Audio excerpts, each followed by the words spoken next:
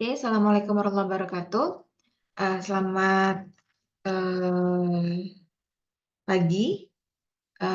Hari ini kita akan mempelajari tentang atensi ya pada pertemuan 4 psikologi kognitif. Ini materi yang akan kita pelajari mulai dari present mindedness, definisi atensi, jenis atensi, serta teori atensi. Nah, kita mulai dari present mindedness ya. Present mindedness itu adalah pikiran kita hadir saat ini, ya. Oke, itu atensi itu kayak gitu ya. Atensi itu kan fokus, tapi ini adalah menghadirkan pikiran kita saat ini. Sekarang kalian lagi belajar psikologi kognitif, ya. Kalian pikirannya fokus saat ini di sini, nggak melayang-layang kemana-mana. Itu present mindedness, gitu. Ya, ada juga yang menyebutkan istilahnya mindfulness. Kalau mindfulness benar-benar full gitu ya. Oke, kalau present mindedness, oke, kita hanya menghadirkan pikiran kita di sini. Ya, nah, present mindedness ini tidak selalu mudah untuk dilakukan. Karena kalau kita lagi punya banyak pikiran yang lain, pikiran kita lagi bercabang, kita lagi punya banyak masalah, itu gampang banget teralih, gitu ya. Itu pertama. Terus yang kedua, ya tadi kan permasalahan itu tadi bisa menimbulkan stres, itu yang membuat kita jadinya nggak present tapi absen. Pikiran kita tidak hadir saat ini di sini. Pikiran kita kemana-mana, gitu ya. Selain itu karena mengkonsumsi obat-obatan, karena alkohol, dan karena pertambahan usia, proses penuaan. Semakin tambah usia kita, semakin kita jarang untuk present mindedness, gitu. Dan apalagi kalau sudah semakin tua itu semakin sering ya absent mindedness-nya, maka itu salah satu gejala dari Alzheimer. Kayak gitu, ya. Nah, ini yang namanya present mindedness. Kalian lagi belajar psikologi kognitif, pikiran kalian benar-benar ya memikirkan materi hari ini, mendengarkan saya bicara, ya kalian benar-benar mencatat gitu, kalian mencoba memahami, ya kalian nggak memikirkan hal-hal lain, ya. Nah, ini ada contohnya 3 orang gitu ya, pekerja yang pakai baju pink, sama-sama semuanya lagi menatap komputer gitu ya, lagi kerjaan kerjaan mereka. Tapi yang si cowok yang pakai baju pink ini malah yang ada di pikiran dia adalah film Iron Man. Si cewek yang pakai baju hijau itu malah lagi mikirin libur di pantai. Nah, yang cowok yang pakai kemeja biru inilah yang benar-benar sesuai. Dia present mindedness, dia lagi kerja, pikiran dia lagi kerja. Gitu. Ya. Nah, cara untuk berada dalam kondisi present mindedness ini apa? Yang pertama, kita harus tahu pentingnya atau tujuannya kita mempelajari, kita memikirkan, pekerjaan kita hari itu tuh apa. Jadi kita highlight. Kalau misalnya kita nggak paham, kita ini mau ngapain sih belajar atensi? Atensi itu buat apa sih? Ya, nggak penting kali. Ya udahlah ya, nggak usah belajar. Nggak usah, ya udahlah ya, nggak apa-apa gue buka chat sebentar. Kayak gitu. Nah, itu kita tidak meng-highlight apa yang kita pikirkan. Gitu. Ya, tapi kalau kita tahu, oh ternyata atensi itu penting loh. Untuk supaya selama ini tuh gue gampang banget gagal fokus atau fokus gue teralihkan. Kayak gitu kan. Nah, itu berarti kita meng-highlight apa yang kita pikirkan. Terus create habits ya. Nah, media sosial ya, khususnya media sosial, kalau saya perhatikan, observasi dan baca beberapa literatur, walaupun saya belum terlalu mendalami, saya belum melakukan penelitiannya sendiri, tapi menurut saya media sosial sangat berdampak pada hilangnya atensi atau fokus kita. Kita tuh jadi attention-nya tuh berkurang gitu ya, deficit attention kayak gitu-gitulah, ada beberapa istilah terkait itu.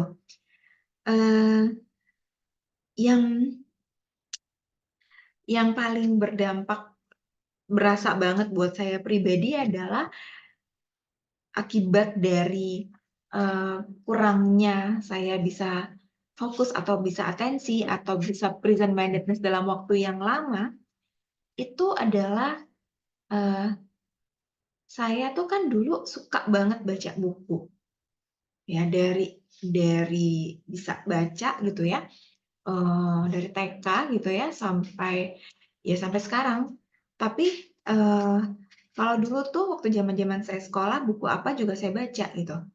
Nggak cuman buku cerita gitu, segala macam buku, mau fiksi, non-fiksi, bahkan dulu kalau, "Ya udah gue baca semua," gitu ya, "ya nggak ada buku baru lagi, ya majalah Bobonya belum terbit," gitu kan, saya nungguin majalah Bobo tiap hari Kamis gitu ya, mau beli buku atau mau beli apa belum ada duit lagi, buku perpustakaan udah selesai dibaca gitu ya.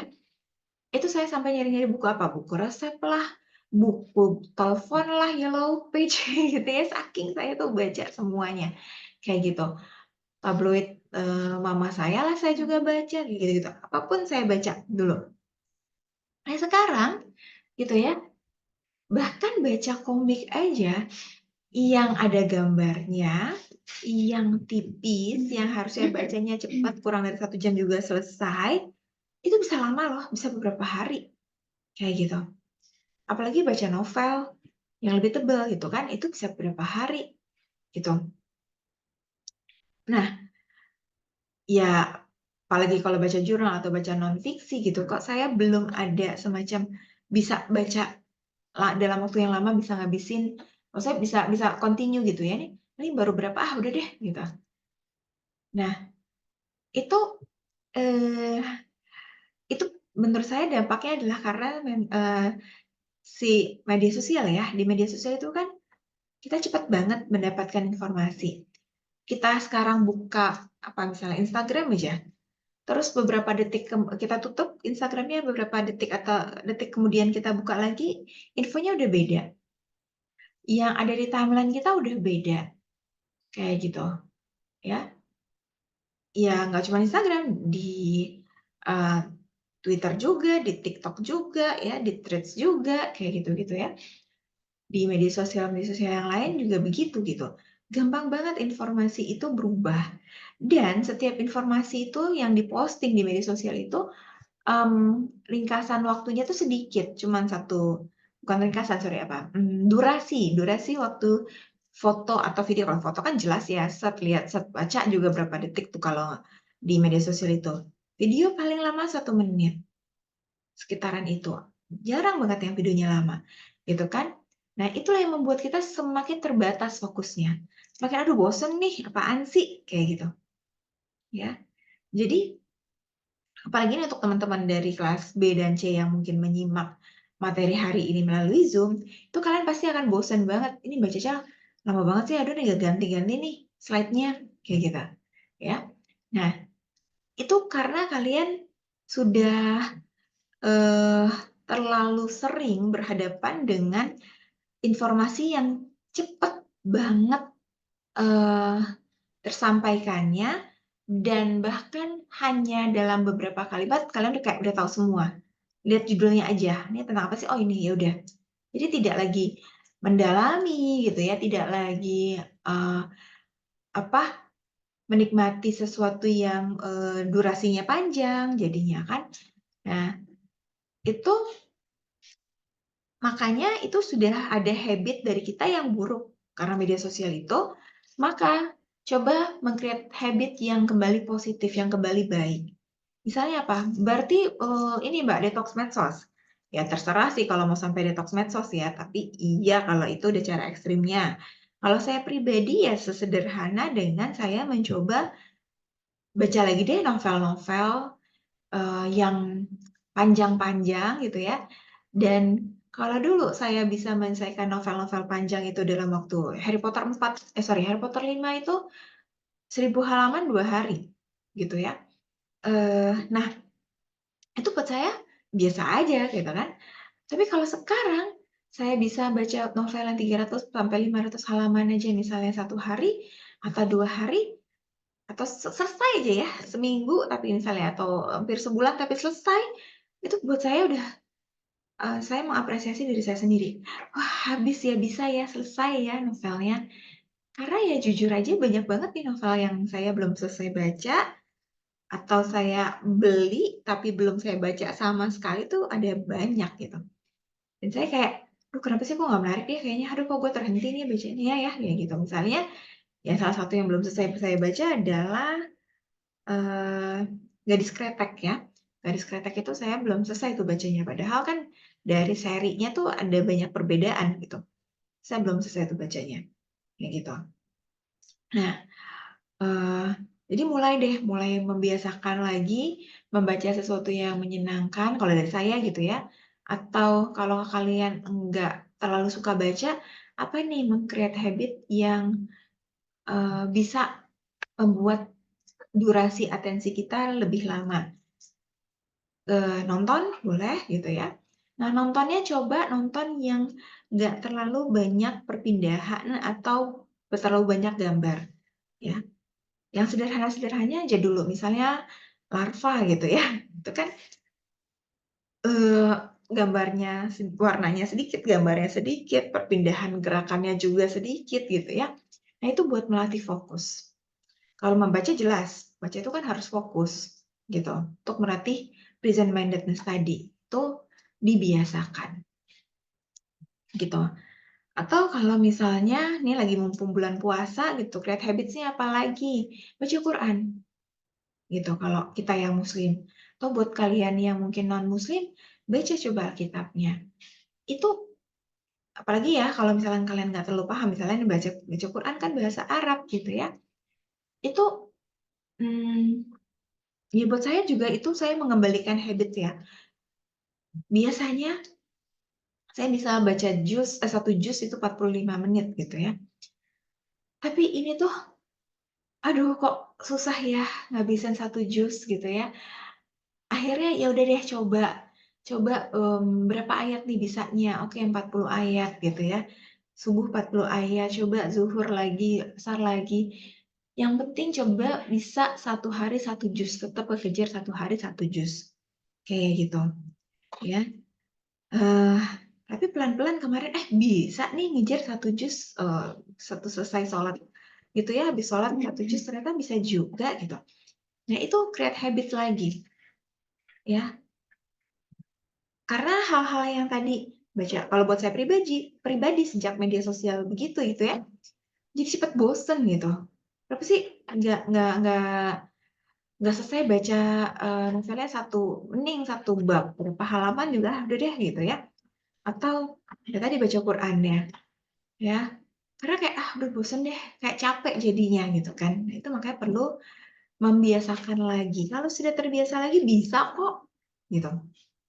Ya, untuk mengkondisikan present mindedness. Atau ada juga yang mungkin meditasi.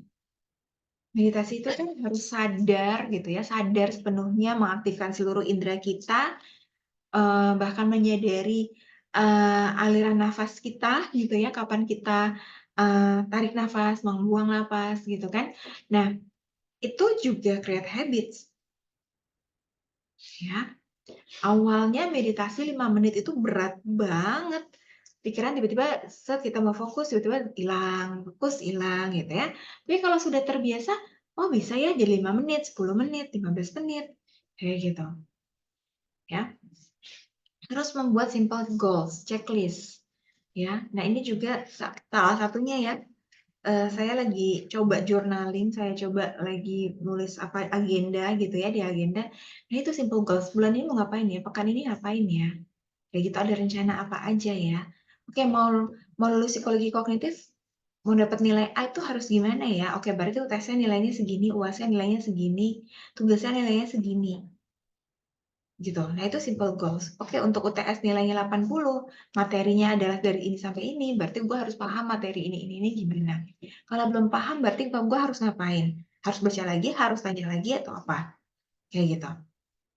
Terus tadi, beri reward ke diri sendiri minimal apresiasi, minimal tuh memuji diri sendiri gitu ya. Karena ya kita nggak bisa ngarep pujian dari orang lain. Kalau ya minimal kita sendiri kan yang menyayangi, yang memuji diri kita sendiri gitu. Tetap menjaga dari pikiran dari hal-hal negatif. Jangan overthinking, jangan negative thinking. Ya fokus aja terhadap hal positif yang terjadi sama diri kita dan di sekitar kita. Walaupun mungkin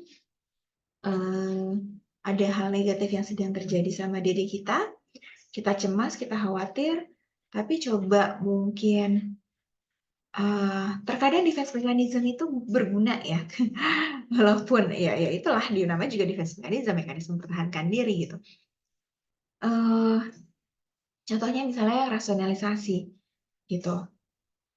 Ya ini saya juga cerita di kelas kemarin ya, saya sebetulnya lagi sedih, lagi cemas, kucing saya hilang gitu, kucingnya. Aduh kemana ini gitu kan. Udah dari hari Minggu nih gitu. Tapi saya berusaha untuk ya udah mudah-mudahan karena saya udah cari kemana-mana dan segala macamnya belum ada, mudah-mudahan dia masih hidup gitu ya. Ya mungkin diambil orang karena memang campuran ya dan bagus bulunya, tebal, udah gendut juga gitu. Ya mungkin dia diambil orang lebih baik gitu ya. Ya udah gitu, mungkin dia waktunya nemenin saya udah cuma segitu gitu. Mudah-mudahan dia hidup lebih baik lah, mudah-mudahan kami masih ada kesempatan ketemu, buka di sini mungkin ya kehidupan yang lain kayak gitu-gitu. Saya coba-coba hal-hal positif, coba-coba ikhlas gitu ya, coba-coba ya gitulah. Nah, kalau enggak, waduh, sedih banget gitu ya, menangis segala macam gitu. Tapi ya coba tetap menjaga hal pikiran kita dari hal-hal negatif ya gitu. Defense mechanism yang mungkin rasionalisasi gitu. Ya, atau ada rencana Tuhan yang lain. Kenapa ini hilang gitu-gitu ya, ya udah coba hal-hal yang kayak gitu ya. Itu kan tentang diri kita, tentang di sekitar kita. Karena kalau enggak, aduh overthinking gitu, negative thinking gitu nggak bisa tidur. Ya saya udah berapa malam nih nggak bisa tidur, jadi kurang tuh tidurnya. Tapi ya pelan-pelan deh coba gitu ya. Nah, terus menyadari bahwa dengan sering kita present mindedness, kita tuh bukan cuma atensi kita juga lebih bagus, tapi ingatan kita juga lebih tajam dan bahkan bisa meningkatkan kesehatan mental kita. Kesehatan otak kan berarti kesehatan mental, ya gitu, ya. Ya jadi nggak gampang stres, jadi nggak gampang depresi, kayak gitu-gitu kan. Nah itu dengan mencoba present mindedness ini, ya. Sebelum melanjut ke materi tentang definisi atensi, sebetulnya present mindedness ini juga kalau di dalam agama Islam, yang gampangnya itu adalah khusyuk ketika sholat.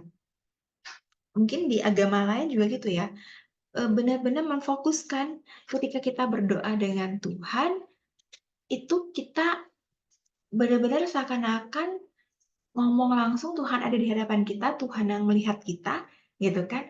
Jadi semua ucapan yang kita lantunkan pada doa itu atau kalau pada sholat, bacaan-bacaan sholat itu, kita benar-benar mengucapkannya dengan sesuai dengan pikiran kita. Ya baca Al-Fatihah misalnya Bismillahirrahmanirrahim. Itu kan kita benar-benar ketika membaca itu benar-benar menyadari bahwa kita mengucapkan dengan nama Allah gitu ya, yang Maha Pengasih lagi Maha Penyayang, kayak gitu kan. Alhamdulillahirabbil alamin, kayak gitu itu kan kayak benar-benar kita kita memuji, kita merayu gitu ketika sholat itu kan itu yang pertama gitu. Segala puji wahai Tuhan pemilik seluruh alam, kayak gitu kan. Nah itu benar-benar jangan alhamdulillahirabbil alamin tuh tadi pintu udah dikunci belum ya gitu kan. Kan suka gitu ya. Atau duh nanti apalagi sholat maghrib baru buka cuman ngambil minum doang gitu, terus langsung buka, langsung langsung sholat. Ya tadi tuh ada kolak jangan sampai kehabisan nih gitu kan. Pikirannya kemana-mana, berarti itu nggak present mindedness. Nah itu dilatih pelan-pelan.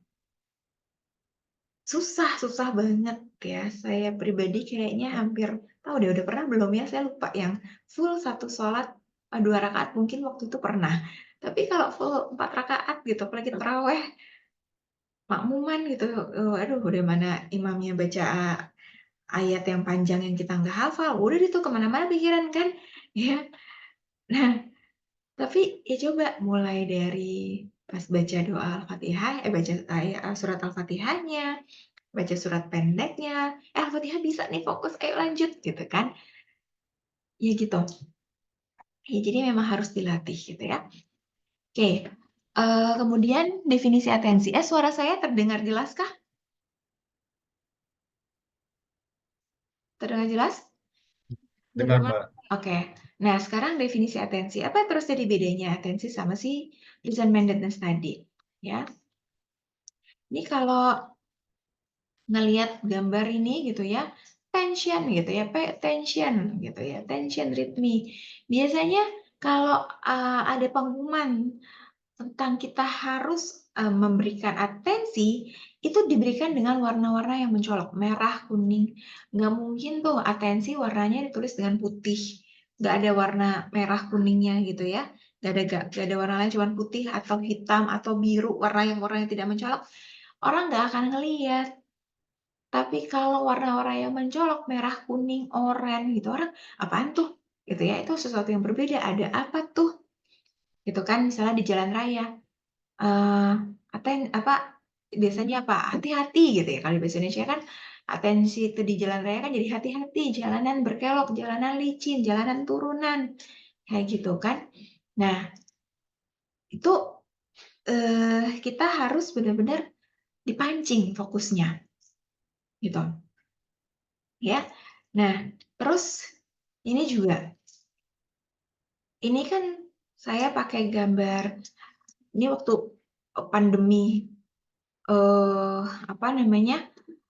Semuanya Zoom, bahkan lihat orang ini Zoom-nya di dua komputer yang berbeda, bisa saja pembicaraannya berbeda. Kalau kayak gitu fokus nggak? Itu atensi nggak? Saya pernah ya ngalamin kayak gini ya.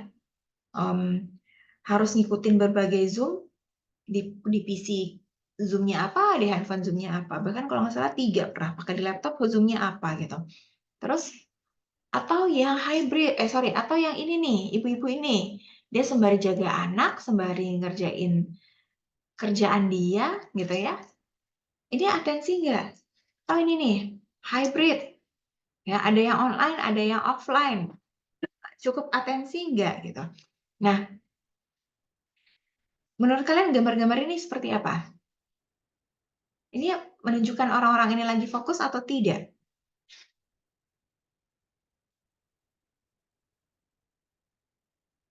Gimana?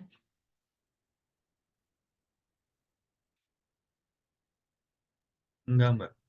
Enggak. Kenapa Ibrahim enggak? Yang mana yang enggak? Atau tiga-tiganya enggak? Karena kalau saya lihat dari kayak foto di bawah, itu orang kan lagi ngerjain sesuatu ya, secara Hmm. offline. Terus sambil nengok ke Zoom meeting itu, jadi pasti kayak kepecah atensinya. Iya. Nah, kalian pernah nggak hybrid gini? Saya pernah ya hybrid. Baik saya yang hadir secara offline, terus ada orang-orang yang hadir secara online, maupun kebalikannya, ada orang-orang yang hadir secara offline tapi sayanya online gitu ya. Nah, itu nggak enak ya ternyata kalau buat saya pribadi hybrid seperti itu. Iya, bisa jadi nggak fokus, walaupun sebetulnya bisa aja, tapi membutuhkan kapasitas atensi yang lebih besar. Gitu. Karena apalagi kalau kita nggak berada di ruangan itu, kitanya yang online. Kalau kitanya yang offline tapi ada orang-orang yang online, mungkin kita bisa jadi lebih fokus. Tapi kalau kebalikannya kita yang online, orang-orang yang lainnya offline, aduh itu susah banget fokusnya. Karena kayak itu dia lagi ngapain sih? Dan kadang-kadang orang-orang yang offline itu kayak sibuk sendiri ya, jadi kayak mengabaikan kita yang online kayak gitu. Jadi ya bukan berarti mereka sepenuhnya tidak atensi, tapi atensi mereka ini nanti namanya terbagi, divided attention. Itu membutuhkan kapasitas atensi yang lebih besar. Gitu, ya. Oke, sekarang pertanyaan saya, ada berapa lingkaran merah yang membentuk huruf F?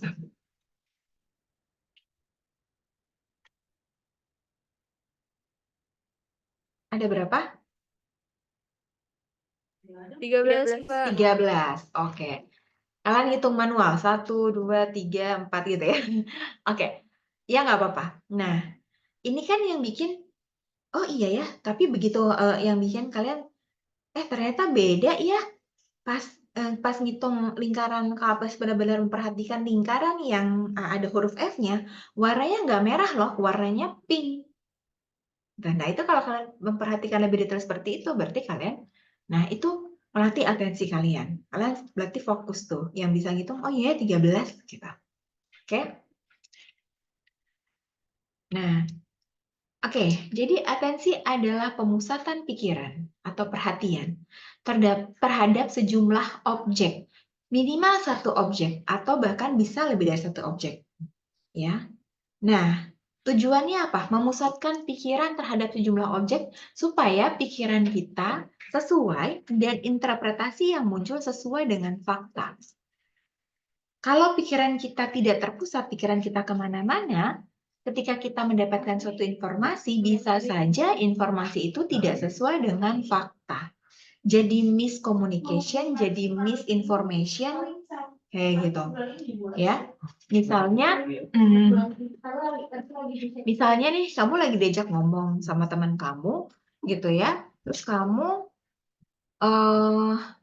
apa namanya, sembari pegang handphone gitu ya, sembari, oh ya, kayaknya kesannya kamu denger sih, suaranya masuk sih, tapi kan suara itu cuma masuk, tapi ya orang dulu bilangnya masuk kuping kanan, keluar kuping kiri gitu ya, nggak diolah nih di lobus temporalnya.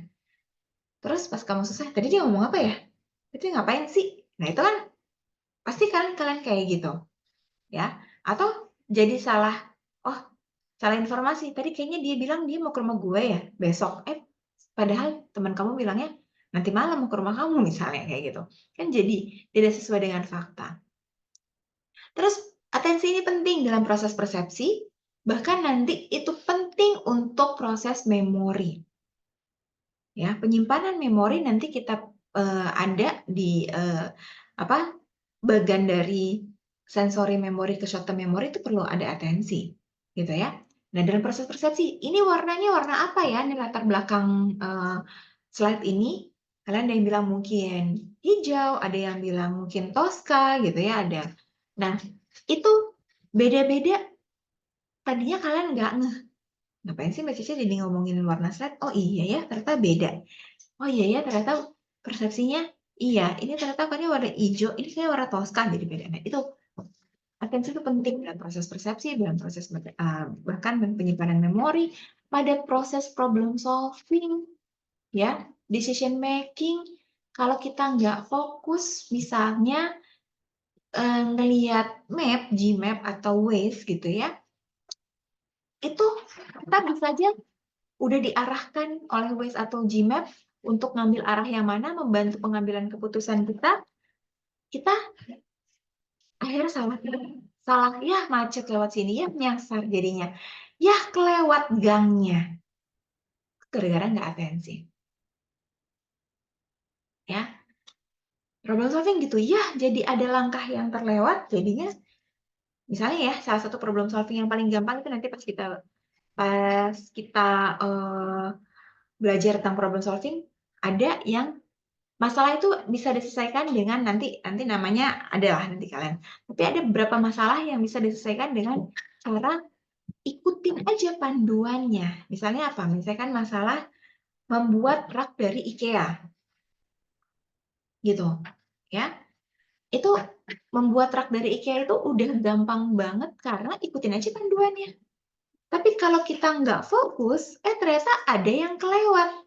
Lah, ini tadi buat apa? Kok masih ada sisa? Gitu kan? Gitu ya. Nah, itu kalau kita nggak fokus. Bahkan sampai untuk problem solving pun butuh atensi. Untuk language ya, bahasa, lagi ngomong, lagi belajar bahasa, lagi berbicara, itu butuh atensi. Kalau saya lagi begini pikiran saya kemana-mana, ya saya, apaan tadi Mbak Cica ngomong apa sih, kok tiba-tiba aneh, gitu. Ya. Nah, atensi ini konsentrasi dari aktivitas mental, mengabaikan objek-objek yang kita anggap nggak penting. Kita fokus pada objek-objek tertentu yang kita anggap penting dan kita seleksi. Ya. Dan karena hal tersebut, maka ini menggunakan sejumlah energi. Habis atensi gitu ya, habis fokus itu biasanya jadi capek, jadi lapar gitu ya.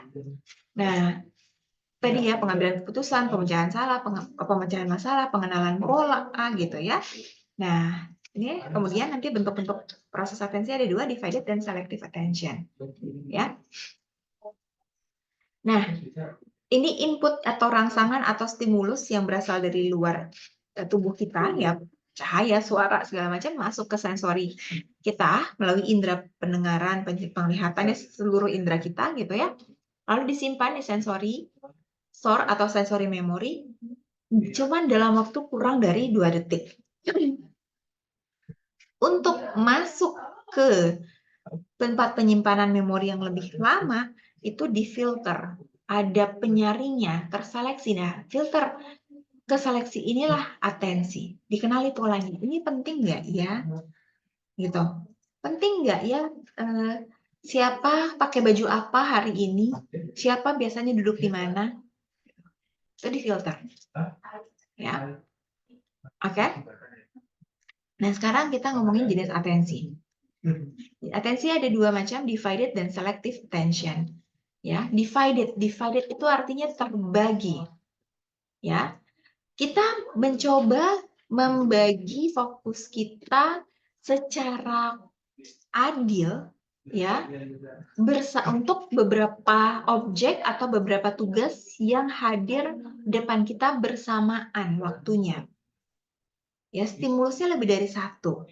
Yang paling gampang atau yang paling sering kalian lakukan mungkin adalah mengendarai kendaraan sembari entah motor atau mobil sembari ngomong, sembari nelfon, ya, sembari dengerin radio gitu. Atau bahkan ada yang parah banget sembari nonton gitu ya. Nah, itu divided attention. Ya.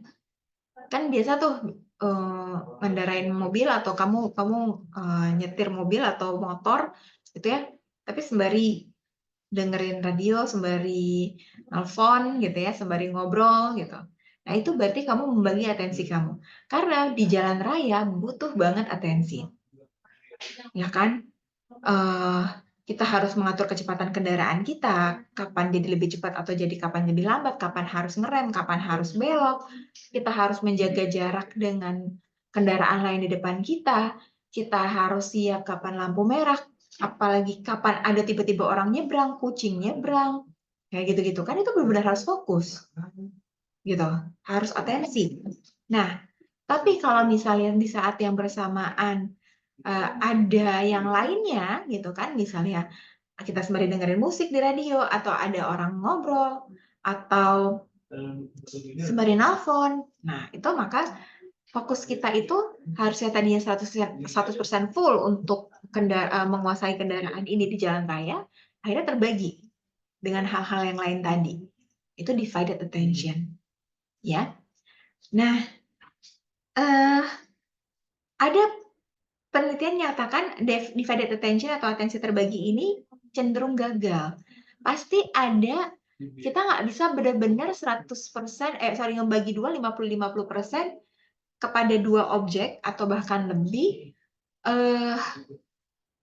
Pasti ada salah satunya yang jadi agak miss, agak kurang. Misalnya, sembari dengerin radio nih, dengerin musik, pasti ada beberapa lirik yang kita nggak ngeh gitu ya. Atau misalnya tadi si penyiarnya ngomong apa ya, kayak gitu ya. Atau ya kan tadi jadi kelewat tuh gangnya. Nah, itu pasti ada kegagalan gitu. Yang lebih parah lagi, amit-amit bisa jadi kecelakaan. Makanya kan nggak boleh banget tuh sambil nelfon, karena udah sering banget sambil nelfon itu terjadi kecelakaan kayak gitu.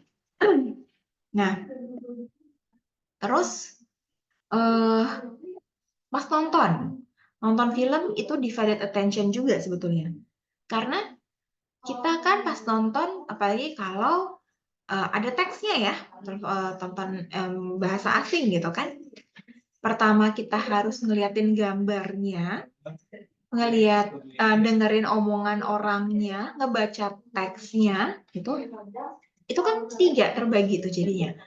Terus apalagi kalau di film itu banyak banget apa tuh Easter eggs-nya, ya. Misalnya film-film apa ya? Misalnya tuh film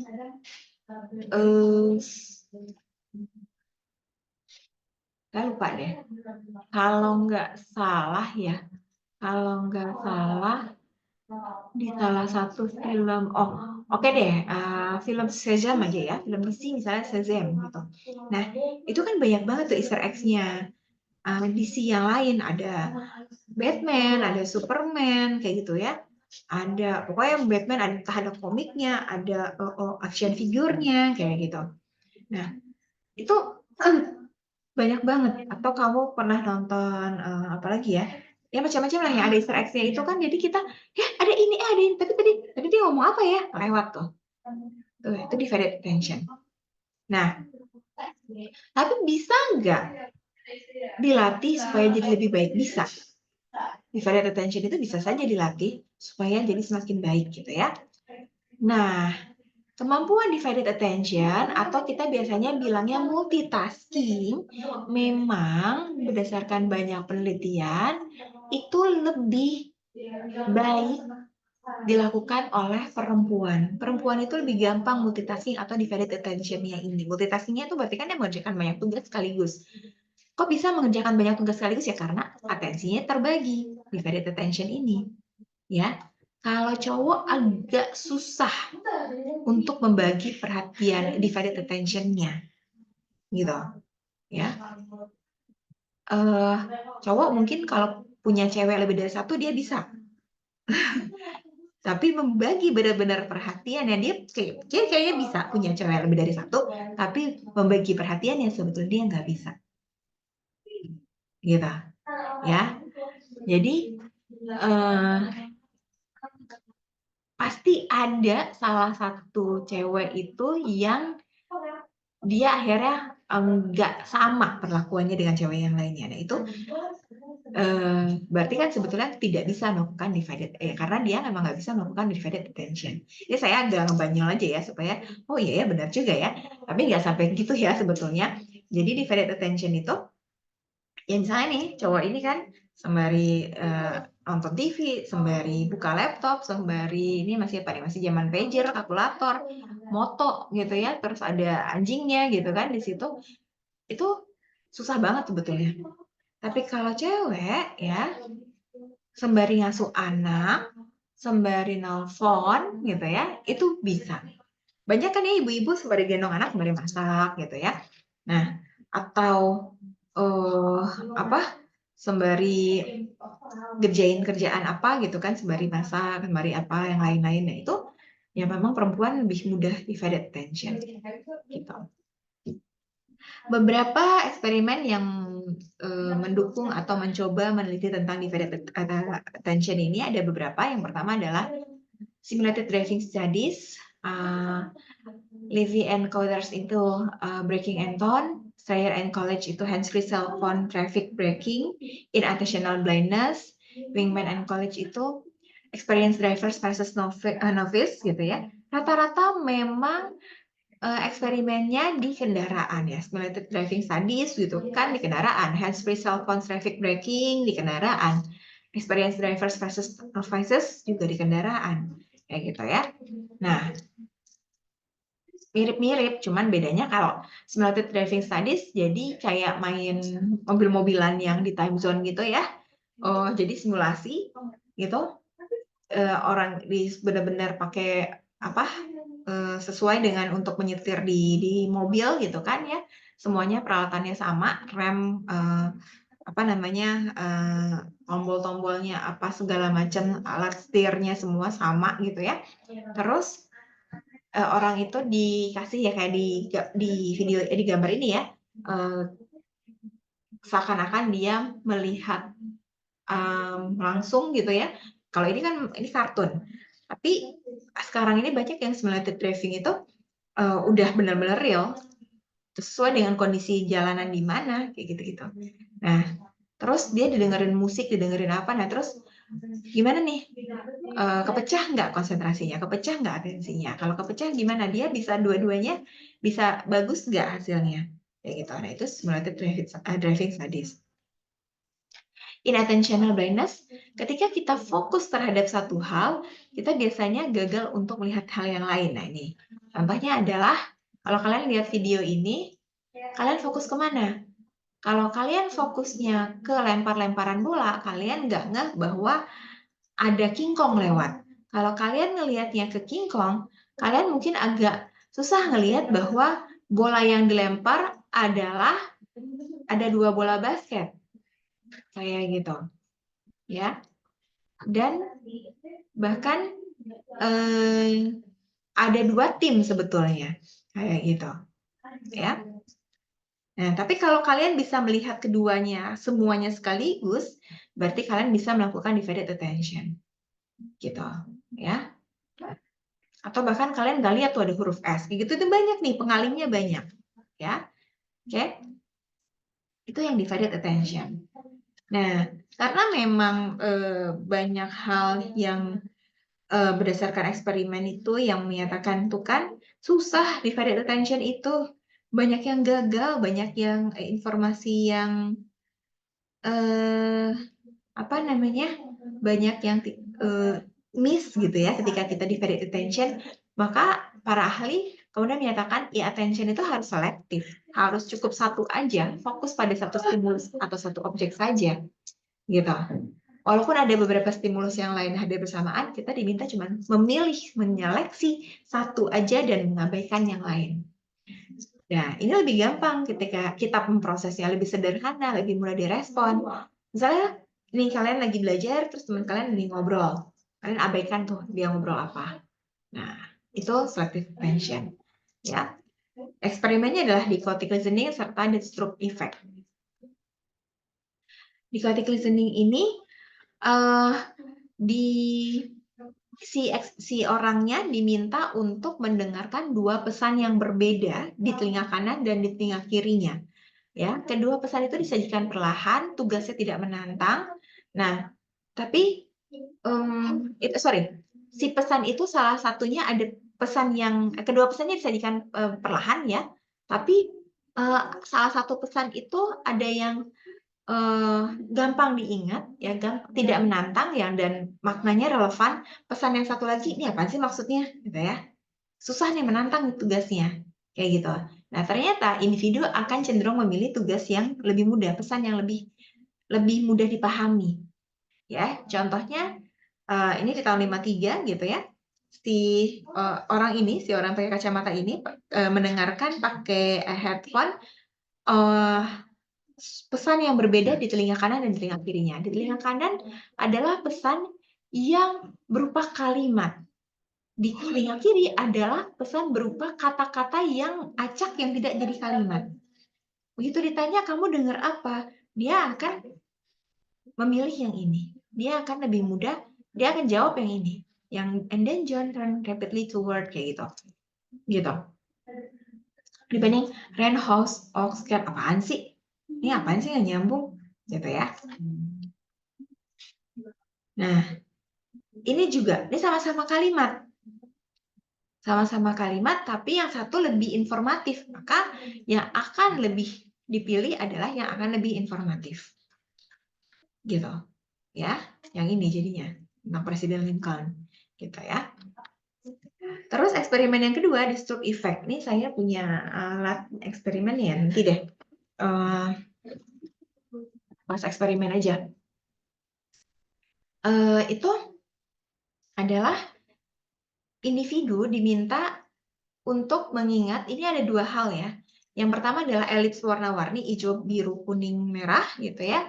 Yang di sebelah kanan adalah tulisan tentang warna ya, kata-kata warna yang ditulis juga dengan tinta berwarna yang berbeda-beda. Nah, mana yang paling akan lebih kalian pilih? Kalian akan atensi gitu ya. Oke. Nah, ini contohnya ya. Kalian mencoba mengingat Oke, sekarang kalian coba ingat ya tadi di strobe effect tadi. Ini kita coba langsung ke kalian ya. Kalian hafalkan warna-warna ini.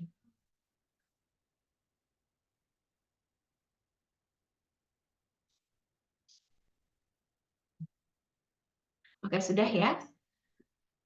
Nah, ada warna apa aja tadi?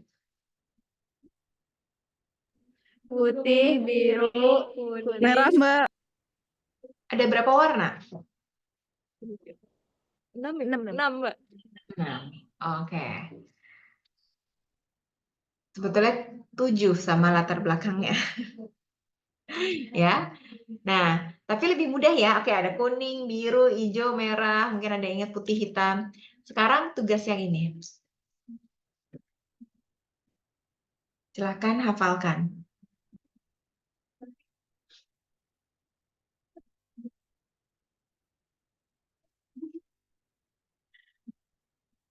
Oke, sudah. Ada warna apa saja?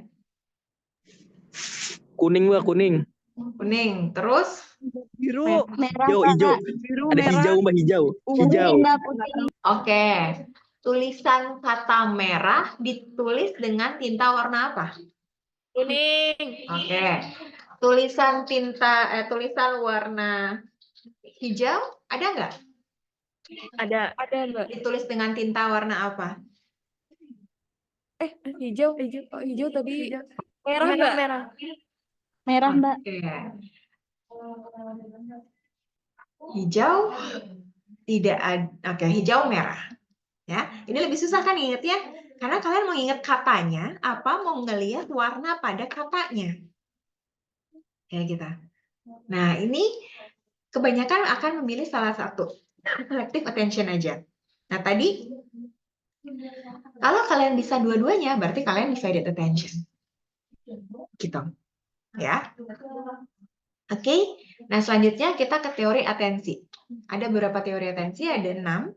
Dan ada beberapa teori ini ada yang mendukung yang jenis atensi yang selektif, ada yang mendukung jenis attention divided. Ya. Yang pertama adalah Broadband Theory. Broadband Theory itu ketika kita ke diskotik ya, di cocktail party problem adalah kalau orang ke diskotik gitu, itu kan hingar-bingar banget ya di sana. Wah, suara musiknya apa tuh? Berisik, warna lampunya kelap-kelipnya, pokoknya apa ya? Nggak nyaman lah gitu ya. Nah, itu terus ada teman yang lagi ngajak ngobrol. Itu kita akan ini apa gitu ya. Nah, akhirnya atensi kita kan terlalu terbagi jadinya ya. Nah, terlalu jadinya sensasi yang masuk jumlahnya tidak terbatas, tapi kita lebih mudah untuk membatasi gitu kan. Kita memilih menseleksi yang mana nih yang stimulusnya yang penting dan mengabaikan stimulus yang lain. Gitu. Nah, ini penelitiannya jadinya mirip sama yang tadi ya, yaitu ada 2 pesan yang didengarkan di 2 telinga yang berbeda, terus kemudian hasilnya apa ditanyain. Jadi broadband teori tadi nyambung sama eksperimen. Gimana tadi eksperimennya? Ini dichotic listening. Ya. Nah, berarti si broadband teori ini lebih mendukung jenis atensi yang selective attention. Ya. Bahkan ada 4 pesan sekaligus gitu ya. Mereka diminta mendengarkan 4 pesan, terus akan ada cuma 1 pesan yang masuk ke long term memory dan menimbulkan respon. Dijawab misalnya. Kayak gitu. Ya. Terus yang kedua, teori bottleneck. Nah, broadband teori tadi dianggap dikritik bahwa atensi manusia nggak sesempit itu. Masa sih dari semua pesan cuma 1 doang gitu kan yang ini bisa kok nggak segitunya gitu kan. Nah, jadi kemudian ada teori lain yang mencoba menyempurnakan gitu bahwa atensi manusia tuh nggak sesempit itu loh. Yaitu bottleneck attention. Nah, bottleneck kalau kamu tahu, botol itu kan lihat ya gambar ini, leher botol itu mengalami penyempitan. Ini botolnya lebarnya segini, begitu di leher botolnya menyempitan.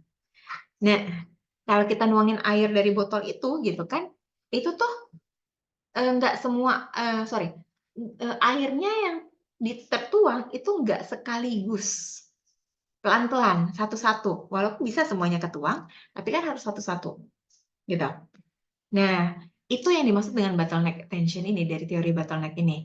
Jadi, karena kita fokusnya memang terbatas, tapi informasi yang lain itu bukan berarti kita abaikan, tapi kita satu-satu dulu. Oh, oke. Ada aliran informasi yang kita fokusin dulu, habis gitu yang ini sudah fokus, baru yang kemudian yang lain belum kita terima, dikeluarkan, kita terima lagi aliran informasinya itu. Tapi ada masih, jadi nggak bersamaan gitu ya. Kita bisa bukan seleksi, jadi kita menerima informasinya satu-satu. Ada informasi yang tertinggal dulu gitu. Ini pun masih dianggap merendahkan fleksibilitas atensi manusia. Padahal sudah mencoba menyempurnakan yang tadi gitu kan, ya. Terus teori ketiga, Treisman Attenuation Model, atau dari karena namanya ini dari teorinya dari si Anna Treisman ya, makanya dipakai tuh namanya Treisman-nya. Atau ada juga menyebutnya Feature Integration Theory. Nah, ini ya kalau kedua hal tadi masih selective attention jatuhnya ya. Nah, ini adalah kita mencoba atensi kita itu terjadi karena kita mementingkan efek konteks. Informasi yang kita mau tahu gitu ya, kita fokuskan pikiran kita terhadap informasi itu, karakteristiknya apa? Apa ada karakteristik fisik, lokasi, intensitas, nada, suara. Misalnya, Mbak Caca ngomongin ini berulang-ulang, Mbak Caca menekankan banget nada suaranya Mbak Caca pas ngomongin ini tuh beda. Nah, berarti ini penting, berarti ini bakalan keluar di ujian. Misalnya kalian bisa membedakan itu, gitu ya. Jadi di otak kita tuh udah semacam punya ada kamusnya untuk mengenali informasi tersebut, bahkan dari intensitas atau nada suara yang berbeda udah kayak kamu ngeh, ini sesuatu yang penting, gue harus lebih fokus gitu ya. Dan informasi yang dianggap penting itu ada kayak threshold-nya, ada ambang batasnya, sehingga kita ini lebih penting nih, kalau lewat dari ambang batas ini berarti penting, kalau kurang dari ambang batas ini nggak penting, kita bisa menyadari itu ya. Nah, sehingga yang kita anggap nggak penting itu kita singkirkan ya, berkurang tuh intensitas stimulus kita terhadap yang kita abaikan itu ya. Misalnya eksperimennya ini, kalau kita mengabaikan angka yang vertikal, maka kita akan menganggap informasi yang di tengah ini adalah huruf B. Tapi kalau kita mengabaikan huruf yang horizontal, maka kita akan menganggap ini 8. Ya. Terus juga nih, sebetulnya dua bola hijau ini sama.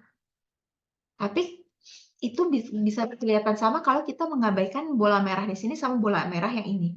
Tapi kalau kita tidak mengabaikan, ini kelihatan bola hijau yang ini lebih kecil dibanding yang ini.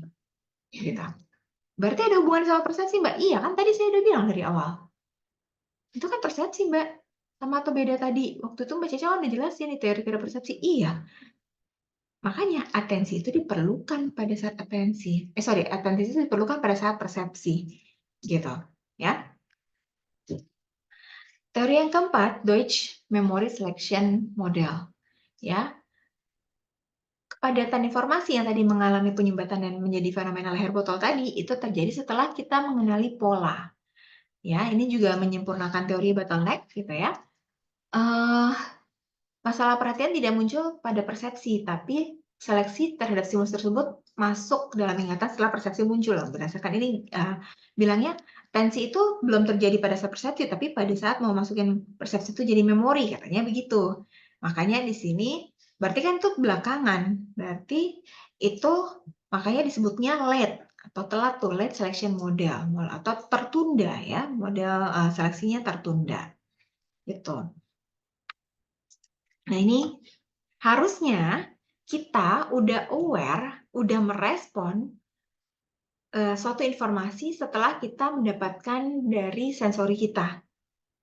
Ya, baru kita kemudian memaknai informasi tersebut.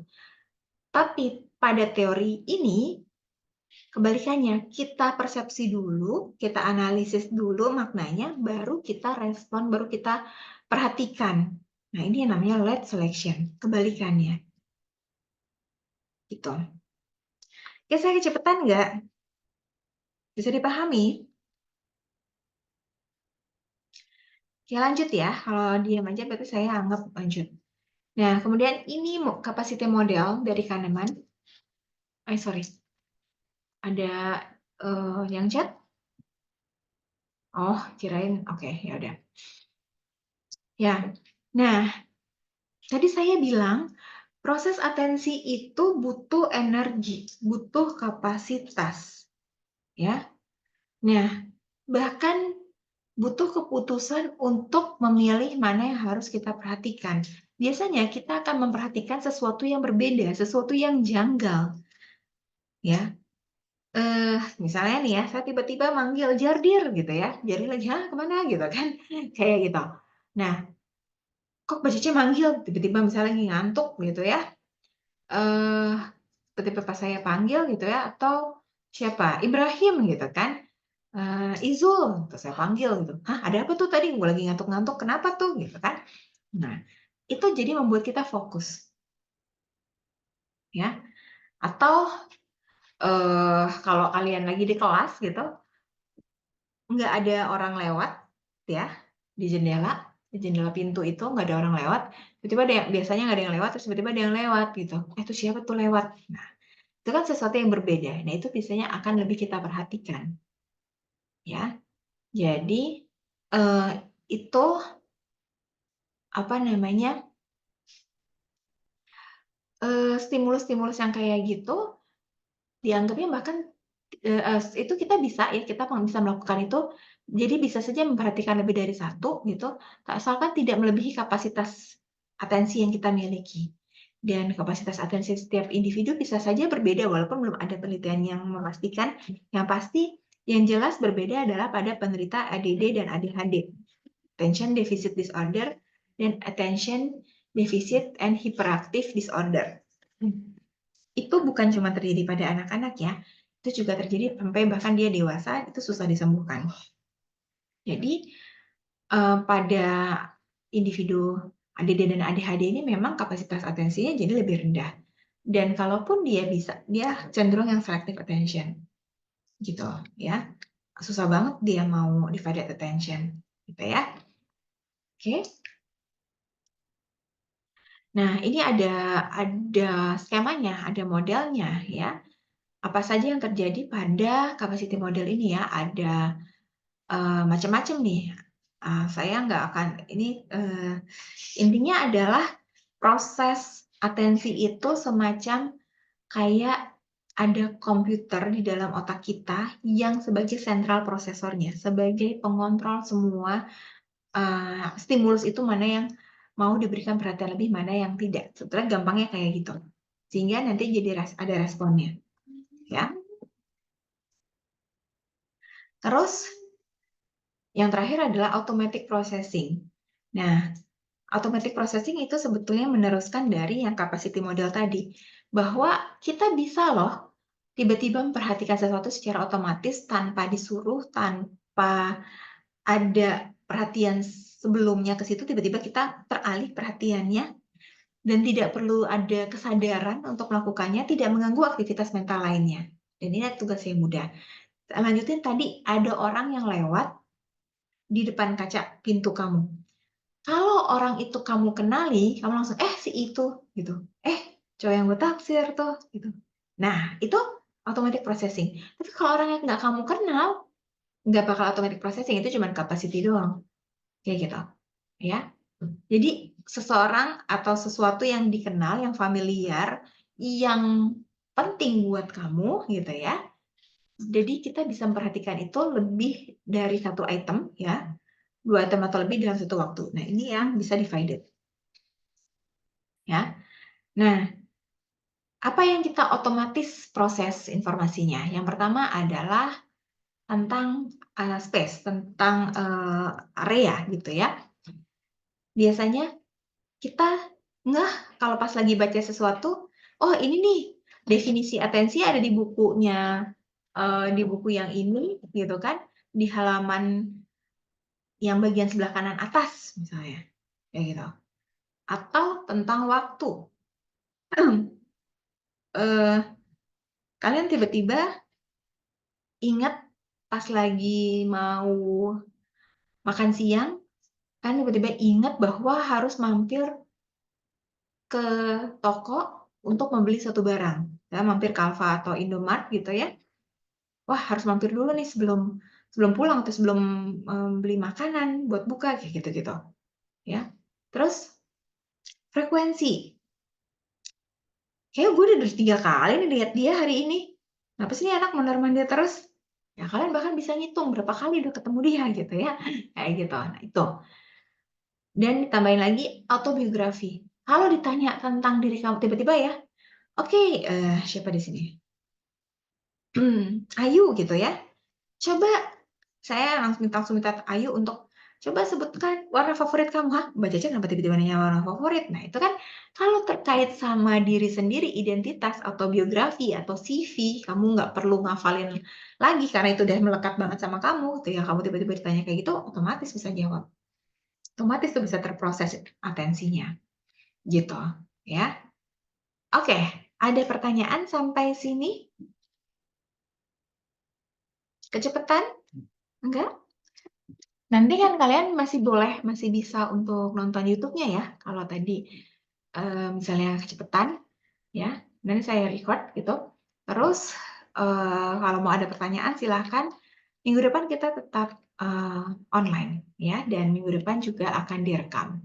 Ya, kenapa online? Karena saya mau merekam untuk kelas B dan C yang sepertinya tidak bisa ada hari lain untuk ganti gitu. Jadi saya mau asinkron.